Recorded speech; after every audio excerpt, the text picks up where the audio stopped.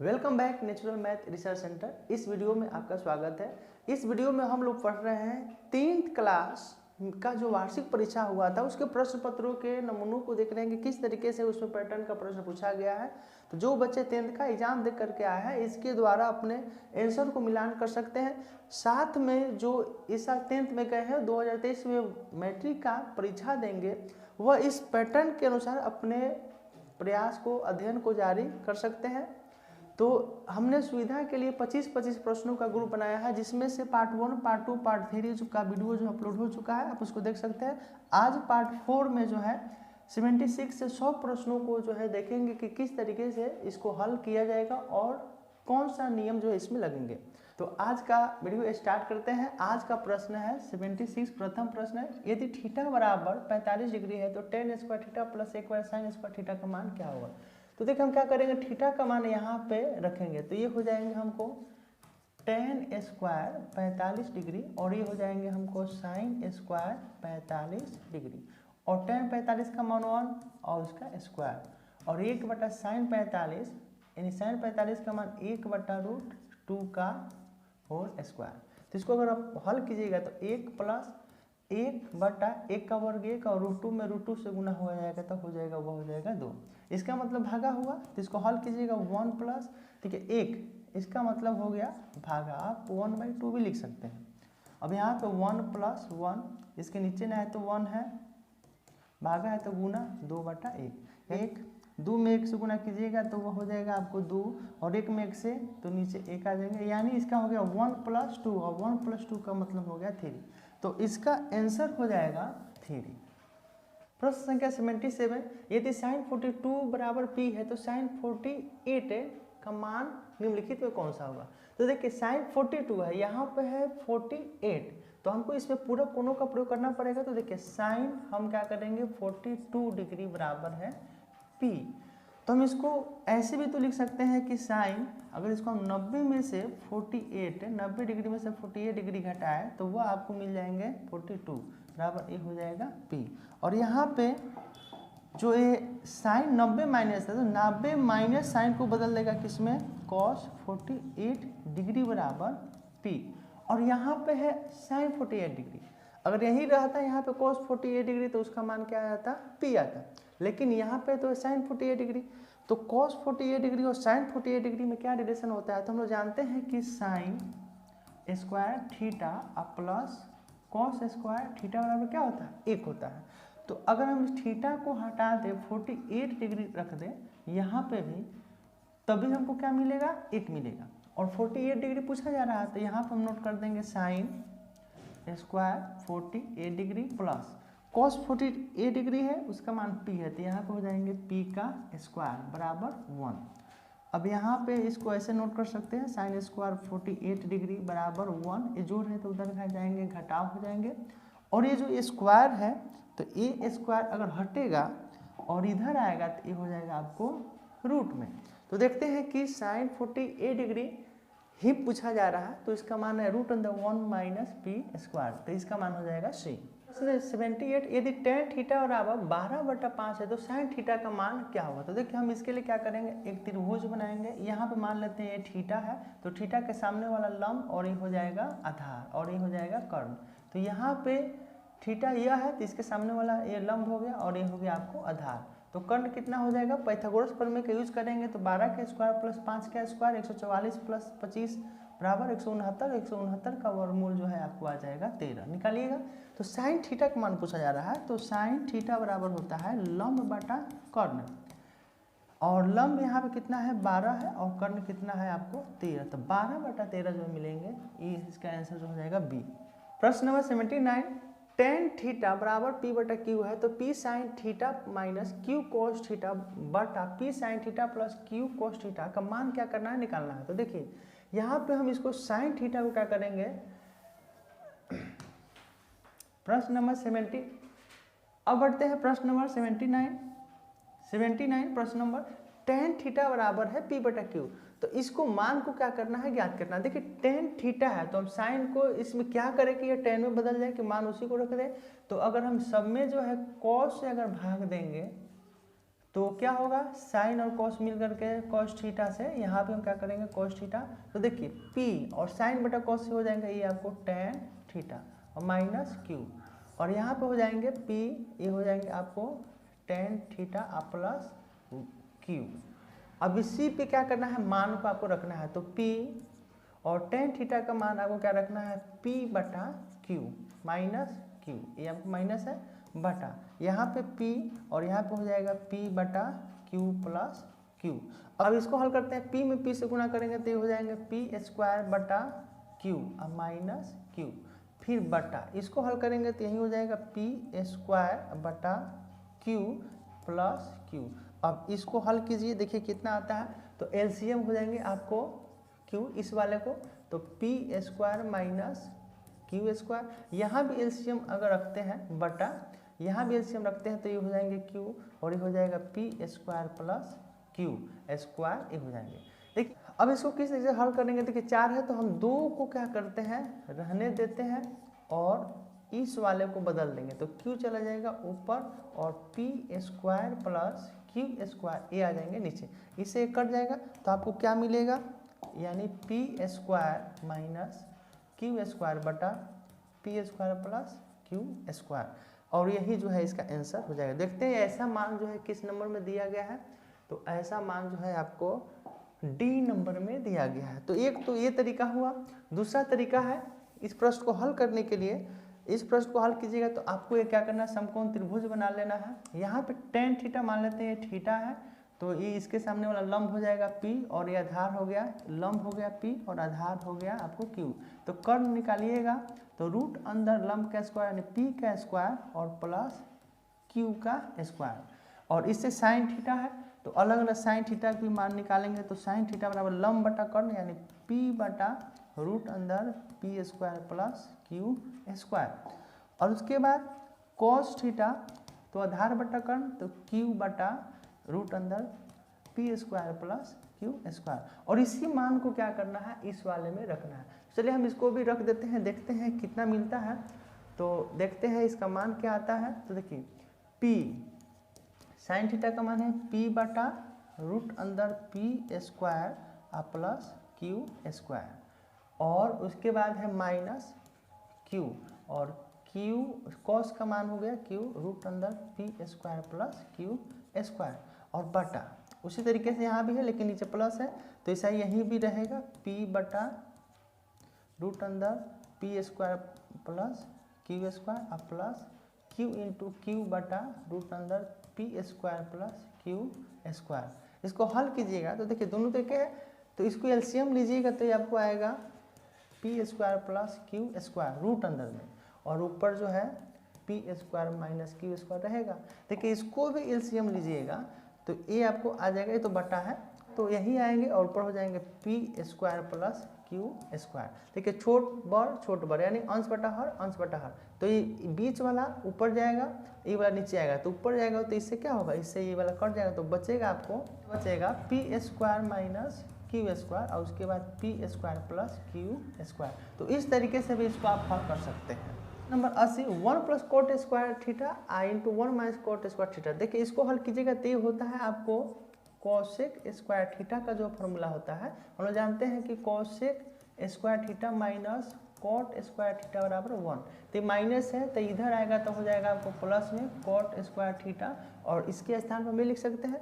और ये जो मान होता है आपको साइन स्क्वायर थीटा, यानी sine square theta plus cos square theta बराबर 1। तो साइन स्क्वायर को अगर रहने देंगे तो इधर जोड़ है तो इधर आ जाएगा आपको क्या चीज़ में, घटाव में, तो इसके स्थान पे लिख सकते हैं और स्क्वायर थीटा, और इसको लिख सकते हैं कोसेक स्क्वायर थीटा, इसे कट जाएगा तो आपको 1/1 का मतलब क्या आ जाएगा 1। तो इसका आंसर आपको मिलेंगे 1 यानी डी नंबर 81। ए जो दिया गया है इसमें Q का मान ज्ञात करना है, तो देखिए A का मान दिया है 37, मान को इसमें पुट कर देंगे रख देंगे, B का मान है 4 गुने Q निकालना है प्लस R का मान 1 है, जोड़ इधर है तो इधर आएगा तो 37 में से 1 घट जाएगा 4 गुने Q, और 37 में से 1 घटेगा तो आपको हो जाएगा 36, इधर ये 4 गुना है तो इधर आएगा भागा और इसे कट जाएगा 9 मरतबे 4 9 36, तो इसका आंसर जो हो जाएंगे आपको 9 कहाँ पे है, ए नंबर में है। नंबर 82 156 के अभाज्य गुणनखंड में 2 का घातांक क्या होगा। अभाज्य का मतलब होता है वैसी संख्या जिसके केवल 2 ही गुणनखंड हो, फैक्टर हो, वो अभाज्य कहलाते हैं। और जब उसको अभाज्य संख्या के सीरीज में लिखा जाता है तो वह कहलाता है अभाज्य गुणनखंड श्रृंखला। तो 156 है तो 156 को हम क्या करेंगे, जोड़ गुणनखंड करेंगे। तो 2 से ये हो जाएंगे 7, 8, फिर 2 से तोड़िएगा तो हो जाएंगे इतना, फिर इसको 3 से कटेगा तो 13।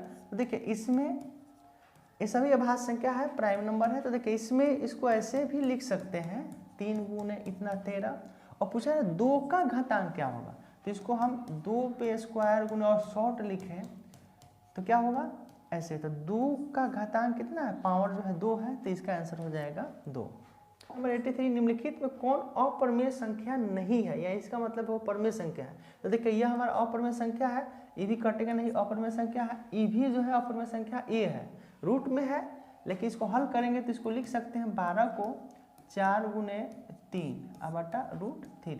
तो 4 का वर्गमूल हो जाएगा 2, बाहर आ जाएगा √3, अंदर रह जाएगा और √3 से √3 कट जाएगा, आपको मिलेगा 2, जो एक आपको रेशनल नंबर परिमेय संख्या है। तो इसका ऑप्शन हो जाएगा डी। नंबर 84, 0.105 का p/2 पे घात n और गुणे 5 पे घात m के रूप में लिखना है। तो हम इसको कैसे लिखेंगे कि इस रूप में कौन सा होगा।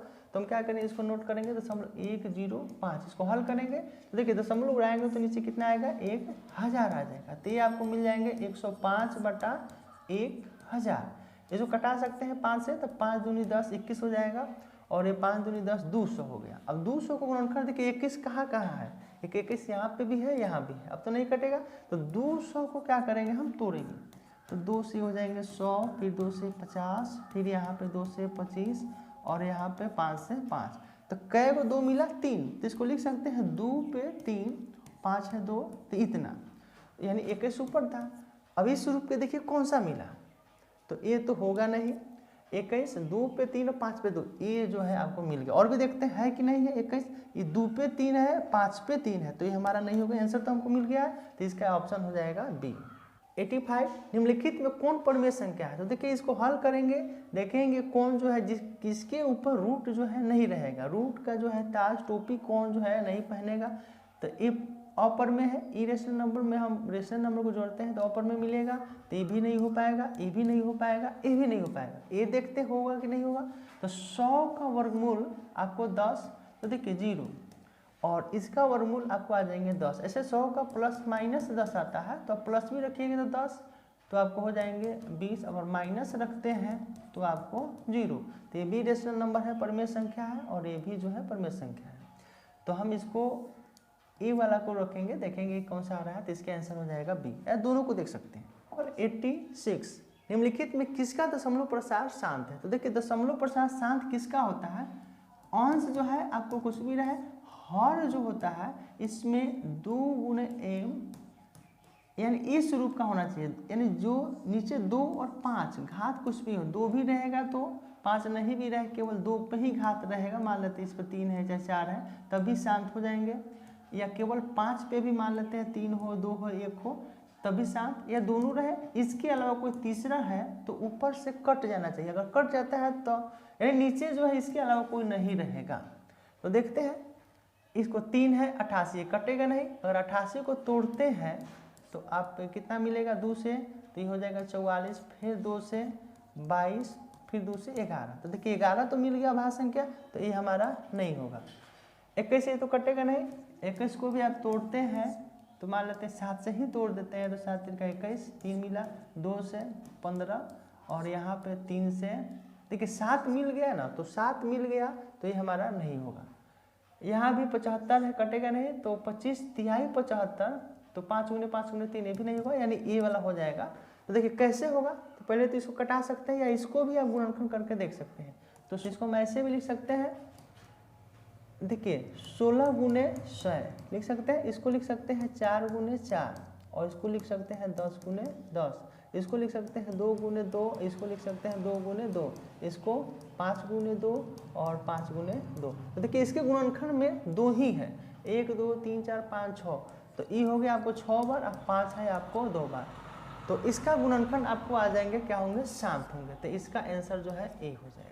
इसे में 2 धनात्मक पूर्णांक a और b के लिए मौसा गुणे लौसा बटा ab बराबर होगा, तो यह हमेशा 1 होता है। कैसे होता है देखिए, हम लोग जानते हैं दो संख्याओं का गुणनफल बराबर होता है LCM गुने HCF, यानी दो संख्याओं का गुणनफल बराबर लसा गुने मसा। अगर हम इसे 1 से गुना करते तो कोई अंतर नहीं पड़ेगा, और ये गुना है तो पूरा इसके नीचे आ जाएगा, तो A गुने B हो जाएगा, तो इसका मान कितना आया 1 आया।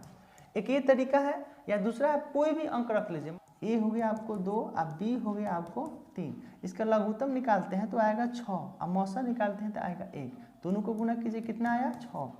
इसको भी हम गुना करेंगे A में B से तभी आएगा 6, तो 6 से 6 क्या हो जाएगा कट जाएगा तो 1 आया। तो कोई भी आप संख्या रखिए, 6 है मान लेते हैं 8 है, तो इसका जो है आप लघुत्तम निकालिएगा तो देखिए कितना मिलेगा, तो 2 से निकालते हैं तो 3 4 और 4 3 12 दूना 24, आपको LCM इसका मिला 24।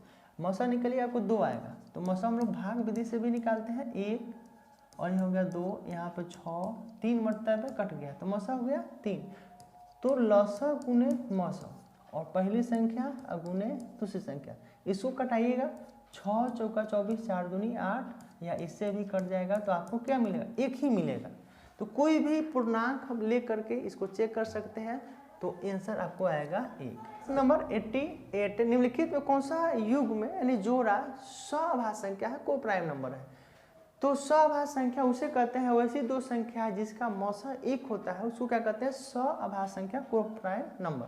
तो देखिए इसमें इसको मौसा निकालिएगा तो इसका मौसा जो आएगा 7 आएगा, 7 5 35, या दोनों में कौन ऐसी संख्या है जो दोनों को विभाजित करेगा तो वह 7 है। आप ऐसे भी नोट कर सकते हैं, तो 14 दूना 28, ये आपको आ जाएगा 7, और यहाँ से 2 मरतबे क्या हो गया, यह कट गया तो इसका मौसा 7, इसका 13 चौके 52, इसका 4 13 आ जाएगा, यहाँ पे 21 है तो इसका भी क्या आएगा 7 आ जाएगा, तो बच गया 18 25। इसको चेक करते हैं कि है कि नहीं है, तो 1 मरतबे 18, यहाँ पे हो जाएगा 7, अब मौसा तो आता ही है, 7 दूनी 14, यहाँ पे 4, यहाँ पे 7 हो जाएंगे, 1 मरतबे 3, यहाँ पे फिर 4 आएगा, देखिए लमड़ रहा है 1, और यहाँ पे फाइनली जो क्या हो गया कट गया। तो इस तरीके से इसका मौसा जो है 1 होगा, और यही जो है हमारा को प्राइम नंबर यानी B, इंग्लिश में भी आइएगा तो B ही रहेगा। 89 प्रश्न, निम्नलिखित में कौन यौगिक संख्या है। तो यौगिक संख्या का मतलब होता है वैसी संख्या जिसका 2 से ज़्यादा गुणनखंड होते हैं, फैक्टर होते हैं, तो वह हमारा यौगिक नंबर कहलाता है। तो देखिए इसमें हम उसको 11 तो होगा नहीं, 31 हमारा प्राइम नंबर है, ये भी प्राइम नंबर है, तो वह हो जाएगा हमको कितना 21। कैसे, तो देखिए 21 को हम ऐसे भी लिख सकते हैं, देखिए 1 के पहरा में भी है, 3 के पहरा में भी है, 7 में भी है, 21 में भी है। वही जो है 11 केवल 1 के पहरा में, नहीं तो 11 के पहरा में है। तो इसे देखिएगा प्राइम नंबर और यौगिक नंबर, तो इसमें आंसर B होगा। प्रश्न नंबर 90, निम्नलिखित में कौन अभाज्य संख्या है। तो अभाज्य संख्या का मतलब वैसी संख्या है जिसके केवल 2 ही गुणनखंड होते हैं, तो वह कहलाता है अभाज्य संख्या, और सबसे छोटी अभाज्य संख्या 2 होती है। कि इसमें अभाज्य संख्या पूछ रहा है, तो 33 है तो होगा नहीं, 11 3 33, ये भी है 19 दूना 38, 13 3 40, 31, इसका आंसर हो जाएगा D। प्रश्न नंबर 91, युगपत रेखीय समीकरणों के निकाय जो दिया है और ये वाला कि अनगिनत हल प्राप्त होंगे, तो हम क्या करते हैं इससे पहले बटा निकालते हैं। देखिए A1 बटा A2, B1 बटा B2 और C1 बटा C2। इसमें अगर ये बराबर है नहीं है तो इसका केवल एक हल होता है, और वह जो है प्रतिच्छेदी कहीं ना कहीं काटेगा और संपाती होता है।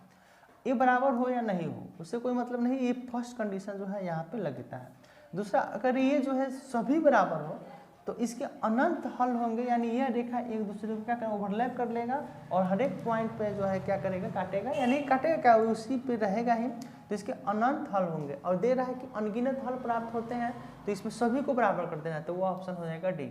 और ये भी जान लेते हैं कि अगर ये बराबर नहीं रहेगा तो इससे कोई हल नहीं होगा, उसके रेखा जो है पैरेलल रहेंगे और वो असंगत रहेंगे, तो इसका ऑप्शन D हो जाएगा। प्रश्न नंबर 92, त्रिभुज ABC में भुजा AB और AC पर क्रमशः D और E बिंदु है, यानी एक त्रिभुज है, हम ऐसे नोट भी कर लेंगे, मान लेते हैं A, ये हो गया B और ये हो गया C। इस पे D और E ऐसे बिंदु है किस पे, AB और AC पे, तो AB पे हो गया D और AC पे हो गया आपको E, और यहाँ पे D पैरेलल BC, और साथ में D जो है पैरेलल है किसके, BC के, तो इसमें तो थेल्स पर में लगेगा, और इसका मान भी दिया हुआ है, AD कितना है 4 है, और डी बी यह है x माइनस 4, ए है आपको 8 और ये जो दिया है 3x माइनस 19। तो देखिए थेल्स प्रमेय कहता है कि किसी भी त्रिभुज में तीसरी भुजा के समांतर खींची गई रेखा शेष दो भुजाओं को समान अनुपात में क्या करता है, बांटता है। तो थेल्स प्रमेय आपको याद होना चाहिए। और उसमें यह भी फॉर्मूला हम जानते हैं कि थेल्स प्रमेय में अगर है तो AD बटा DB बराबर AE बटा, और इसका मान रखते हैं तो ये हो जाएगा 4 और ये हो जाएंगे x माइनस 4 और ये हो जाएंगे 8 और ये हो जाएगा 3x माइनस 19।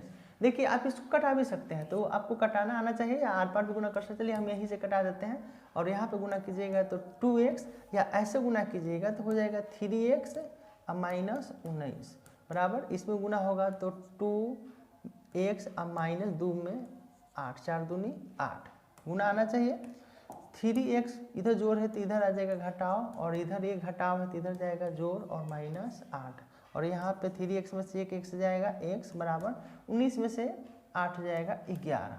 तो x का मान हो जाएगा आपको 11। आप मान को रख के चेक भी कर सकते हैं, तो इसका मान हो जाएगा आपको सही। प्रश्न नंबर 93, दो समरूप त्रिभुजों ABC और PQR के क्षेत्रफल क्रमशः 81 सेंटीमीटर स्क्वायर और 49 सेंटीमीटर स्क्वायर है। यदि ABC की ऊंचाई दिया हुआ है, देखिए हम एक त्रिभुज, दो त्रिभुज बनाएंगे, मान लेते हैं कि एक ABC बन गया है और PQR, इसके ऊंचाई का मान दिया हुआ है, तो मान लेते हैं यह ऊंचाई कितना है 4.5, तो इसकी ऊंचाई कितनी होगी, ऊंचाई का मतलब शीर्ष लंब क्या होगा। तो हम लोग जानते हैं कि दो त्रिभुज समरूप हो तो समरूप त्रिभुजों का क्षेत्रफल एरिया ऑफ त्रिभुज ABC और एरिया ऑफ त्रिभुज PQR में क्या रिलेशन होता है, तो उसके भुजाओं के वर्ग के क्या होता है, वो अनुपात में होता है। अगर शीर्ष लंब है तो इसके शीर्ष लंब भी क्या हो जाएंगे, इसमें जुट जाएंगे। तो मान लेते हैं कि यह हो गया m और ये हो गया आपको n, तो AM का वर्ग और PN का वर्ग भी इसमें लिखा जाएगा। तो यहाँ पे इस सब को हम क्या कर सकते हैं, हटा सकते हैं, क्योंकि इसका यूज नहीं है। अब A आ जाएगा और इसी का मान को क्या करेंगे, रखेंगे। तो देखिए इसका मान दिया है आपको 81 और 49, तो यहाँ पे हो जाएंगे 81 बटा 49, और AM का मान दिया है 4.5 और यहाँ PN यानी लंब क्या करना है, निकालना है। तो यहाँ पे हम स्क्वायर भी दे सकते हैं, या आप इसको जो है दोनों स्क्वायर के रूप में भी लिख सकते हैं, यानी 81 बटा 49 और ये हो जाएगा 4.5 बटा PN यानी शीर्ष लंब PQR का, यानी PQR है। अब देखिए स्क्वायर है तो इधर वर्गमूल आएंगे, तो 81 का वर्गमूल 9 और 49 का वर्गमूल 7, ये हो जाएंगे 4.5 बटा PN, यानी दूसरे त्रिभुज का शीर्ष लंब है। और R पर गुना कीजिएगा तो 9 गुने PN बराबर 7 गुने 4.5, 9 गुना है, इधर आएगा भागा हो जाएगा, दशमलव उड़ेगा तो ये आपको आ जाएंगे 10, 9 पचे 45, 5 दूनी 10, तो ये हो जाएगा PN बराबर 7/2, भागा दीजिएगा 3.5 सेंटीमीटर आपको आएंगे। मात्रक हम बाद में लिखे हैं क्योंकि यहाँ पे मात्रक हम नहीं दिए थे, अगर सेंटीमीटर स्क्वायर देंगे तो सेंटीमीटर में ही रहेंगे, अनुपात में है वो कट भी जाएगा। तो 5 इसका मान आ गया 3.5 सेंटीमीटर स्क्वायर, तो यानी PQR की ऊंचाई 3.5 सेंटीमीटर मिलेगी। 94, एक सम चतुर्भुज के विकर्ण यानी डायगोनल जो है 6 सेंटीमीटर और 8 सेंटीमीटर है। तो इसके लिए हम क्या करेंगे, एक सम चतुर्भुज का निर्माण करेंगे। देखिए मान लेते हैं कि एक सम चतुर्भुज है और इसमें एक ये विकर्ण हो गया और एक जो है आपको ए हो गया। तो जानते हैं सम चतुर्भुज वैसा चतुर्भुज होता है जिसके सभी भुजा की माप बराबर हो, समांतर हो और कोई भी कोण जो है 90 डिग्री ना होता है, यानी वर्ग को ही थोड़ा सा ढकेल लेंगे तो वह बन जाएगा आपको रोम्बस समचतुर्भुज। तो इसकी खासियत होता है कि इसकी भुजा एक दूसरे को 90 डिग्री पे काटती है और साथ में समद्विभाजित भी करती है। तो इसके विकर्ण एक है 8 और दूसरा 6, तो 8 है तो ये 4 और ये 4 हो जाएंगे और ये हो जाएंगे 6 है तो 3 और 3। तो किसी भी अगर त्रिभुज में देखें तो ये आपको समकोण त्रिभुज बन गया। तो जब भुजाएं 3 और शीर्षलंब और आधार में कोई भी 3 4 हो तो कर्ण इसके सामने वाला मिल जाएगा, तो ये आपको मिलेगा 5 पाइथागोरस प्रमेय से। तो ये भी 5, ये भी 5 और ये भी जो है 5 मिलेंगे और इसकी भुजा ही पूछा जा रहा है, तो इसका जो है मान हो जाएगा C 5 सेंटीमीटर। प्रश्न नंबर 95, दो समरूप त्रिभुज ABC और PQR का परिमाप 36 और क्या है 24 सेंटीमीटर है। तो PQ जो है, तो पहले हम क्या करेंगे, दो समरूप त्रिभुज का निर्माण करेंगे। देखिए यह हो गया ABC और यहाँ पे हो गया पी क्यू आर। तो हम जानते हैं क्षेत्रफल में क्या होता है कि एक त्रिभुज का क्षेत्रफल दूसरे त्रिभुज के क्षेत्रफल जब अनुपात में होता है तो भुजा जो है वर्ग के वर्ग में हो जाते हैं। यहाँ परिमाप है तो यहाँ पे त्रिभुज ए बी सी का परिमाप अब बटा त्रिभुज पी क्यू आर का परिमाप। अगर यही क्षेत्रफल होता है तो इसके भुजा जो होते हैं ए बी अब बटा पी क्यू के वर्ग के होते हैं, लेकिन ये तो परिमाप है तो ये वर्ग जो है हमारा नहीं रहेगा, एक यूनिट में है तो एक यूनिट ही रहेगा। और इसी पे मान रख दीजिए तो ए बी सी का परिमाप दिया है, यानी परिमाप का मतलब सभी भुजाओं का योग। तो ये हो गया 36 बटा इसका है 24। ए बी का मान आपको दिया गया है, निकालना है तो ये हो जाएंगे ए बी, और पी क्यू का मान दिया हुआ है कितना, पी क्यू 10। इसको हल करेंगे तो आर पर गुणा कीजिएगा तो 24 गुने ए बी बराबर 36 गुने 10, और ए बी है इधर 24 गुना में है तो इधर आ जाएगा किस में, भागा में। और 12 से कटे 12 दूना 24, 12 तिहाई 36 से 2 से कट जाएंगे 5 मरतबे 5 तिहाई 15। तो इसका आंसर जो आ जाएगा 15 सेंटीमीटर आएगा। तो देखते हैं कहाँ 15 है, बी नंबर। प्रश्न संख्या 96, एक समबाहु त्रिभुज का क्षेत्रफल जो दिया गया है इसकी परिमिति क्या होगा। तो देखिए समबाहु त्रिभुज जो होता है बनाएंगे वैसा त्रिभुज जिसके प्रत्येक भुजा की मान बराबर हो। देखिए इसका क्षेत्रफल होता है √3/4 भुजा स्क्वायर, और इसका क्षेत्रफल जो दिया है 4√3 है। तो देखिए √3 से हम √3 यहाँ भी कटा सकते हैं, और ये जो भुजा है भुजा का स्क्वायर 4 भागा है तो उधर जाएगा गुणा, यानी 4 गुने 4, और ये स्क्वायर है तो रूट जाएगा तो आपको भुजा मिल जाएंगे कितना, आपको 4 मिलेंगे। रूट अंदर 4 गुने 4 यानी 16, 16 का वर्गमूल क्या होगा 4। तो ये 4 हो गया भुजा, तो ये भी 4 और ये भी 4, तो 4 4 8 4 12। तो इसका परिमिति जो होगा पेरीमीटर ये हो जाएंगे आपको बी 12 सेंटीमीटर। प्रश्न नंबर 97, 12 सेंटीमीटर त्रिज्या वाले अर्धवृत्त की कुल परिमिति क्या होगी, यानी पेरीमीटर उसका क्या होगा। तो अर्धवृत्त है तो हम मानते हैं कि पूरा वृत्त बनाते हैं और इसकी त्रिज्या कितना है 12 सेंटीमीटर, ये आर है। लेकिन यहाँ पे हमको कहा जा रहा है अर्धवृत्त है तो हम क्या करेंगे, यहाँ से आधा आधा काटेंगे तो इसी का ही हमको परिमिति पेरीमीटर बताना है। तो देखिए पूरा परिमिति होता है 2πr, वृत्त की परिधि 2πr, तो आधा कितना होगा 2 से भागा दे देंगे तो हो जाएगा आधा आपको πr। तो यही आंसर नहीं होगा आपको, क्योंकि इसमें ये भी ये तो हो गई यहाँ से यहाँ तक, और ये भी तो जुड़ जाएंगे तो एक आर और एक आर मिलकर का हो जाएंगे कितना 2r। अब मान भी रख सकते हैं, और यहाँ से अगर r कॉमन ले लीजिएगा, चलिए मान भी रख दिए पाई अब गुने 12 अब प्लस 2 गुने 12 सेंटीमीटर भी रहेगा, तो 12 जो कॉमन होंगे तो पाई प्लस 2 आ जाएंगे, और इसी को हम ऐसे भी लिख सकते हैं पाई प्लस 2 गुने 12 सेंटीमीटर। सेंटीमीटर आप इसमें भी जोड़ सकते हैं, यहाँ भी जोड़ सकते हैं, तो यह आपको आंसर आ जाएगा। तो देखते हैं कहाँ पे है, तो पाई प्लस 2 और 12 ये आपको बी नंबर हो गए। आप यहाँ से भी अगर पाई कॉमन लेते हैं यानी आर कॉमन लेते हैं तो ये हो जाएंगे पाई प्लस 2, और इसको पाई प्लस 2 नोट करके आर का मान यहाँ पे बैठा दीजिए, तभी जो है आपको मान उतना मिल जाएगी। 98, एक वृत्तकार वलय की बाहरी वृत्तीय त्रिज्या जो है R, capital R small R है, तो वलय का क्षेत्रफल। तो देखिए एक हो गया, आपको मानते हैं एक वृत्त है और एक जो है ए वृत्त है, और दोनों जो है त्रिज्या, तो बाहरी की त्रिज्या है आपको आर और छोटका जो त्रिज्या है इसका यह है स्मॉल आर। तो वलय का यानी इसका जो है एरिया आपको क्या करना है, ज्ञात करना है। तो हम क्या करेंगे, पहले बड़का त्रिज्या से हम इसका पूरे का क्षेत्रफल निकाल दें तो वह आंसर हो जाएगा पाई आर स्क्वायर। उसमें से अगर छोटका निकाल दें यानी पाई आर स्क्वायर तो हमको जो मिलेगा यही मिलेगा, ये वाला। मान लेते हैं कि पूरा जो एक वर्ग है या चतुर्भुज है, इसमें से हम इतना हटा देंगे इसका क्षेत्रफल सर्कल का, तो यही एरिया बच जाएगा। तो यहाँ सर्कल दोनों है तो दोनों का क्षेत्रफल निकाल के घटा देंगे बड़का में छोटका का, तो वलय का क्षेत्रफल आ जाएगा।